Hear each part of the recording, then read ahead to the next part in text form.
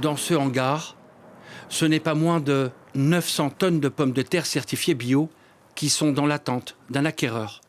Produites en Wallonie, elles ne trouvent pas leur place dans les grandes surfaces. Cela fait 27 ans que Gilles est agriculteur et 13 années qu'il s'est lancé dans le bio. Ces pommes de terre sont de qualité, mais sans acheteur, il craint le pire. S'il n'y a pas de solution, comme je dis, ça partira à la poubelle. Vraiment un sentiment de désarroi, oui, c'est vraiment dommage d'avoir fait tout ce travail pour rien.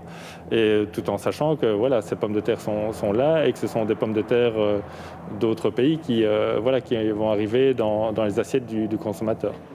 Dans cette coopérative créée par 4 agriculteurs, on a donc du mal à écouler le stock. En temps normal, au mois d'avril, les pommes de terre bio belges ont déjà toutes été achetées. Mais aujourd'hui, près de 1300 tonnes de pommes de terre wallonnes restent invendues. Une année normale, au mois d'avril, il y a plus de demandes que d'offres. Toutes les pommes de terre seraient parties et il y aurait des pommes de terre qui viendraient d'étrangers qui combleraient le manque. Cette année-ci, il y a eu beaucoup de pommes de terre disponibles en Hollande, des stocks qui ne conservaient pas et qui ont pris la place du marché à notre place. Et puis les nouvelles pommes de terre vont arriver ici d'une quinzaine de jours dans les grandes surfaces. Et nos pommes de terre ne seront pas placées puisqu'elles ne sont pas parties avant, elles ne partiront plus après. On risque de se retrouver avec un stock sur les bras. Le principal emballeur belge qui fournit les grandes surfaces n'achète pas leurs pommes de terre bio car d'autres nouvelles récoltes vont arriver d'Égypte, d'Israël ou de Chypre. Des récoltes censées pallier le manque de pommes de terre belges à cette période de l'année. Du côté des grandes surfaces, on se dit lié par des contrats. Généralement, il y a plus de 90% des pommes de terre en supermarché qui sont d'origine belge. Mais en attendant la nouvelle récolte belge, il y a des primeurs qui sont importés et ces contrats sont évidemment conclus depuis plusieurs mois.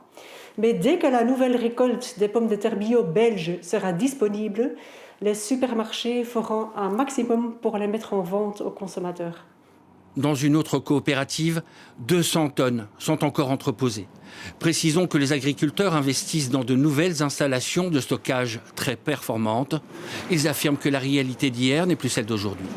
C'est vrai qu'avant, il n'y a pas tellement de pommes de terre belges, mais les agriculteurs ont fait de gros efforts concernant le stockage et la conservation des pommes de terre. Et pour l'instant, nous parvenons à conserver des pommes de terre de façon correcte jusqu'au mois de mai. Pour le secteur du bio, il est important que les consommateurs belges soutiennent les producteurs locaux. C'est effectivement le consommateur, puisque c'est lui au final qui décide ce qu'il achète, qui doit effectivement bien vérifier la provenance des pommes de terre et pas uniquement du drapeau qui est éventuellement sur l'emballage. Et puis c'est insister aussi justement sur la grande distribution, notamment ou les emballeurs pour s'approvisionner en produits belges. Les producteurs wallons demandent aux Belges de consommer local.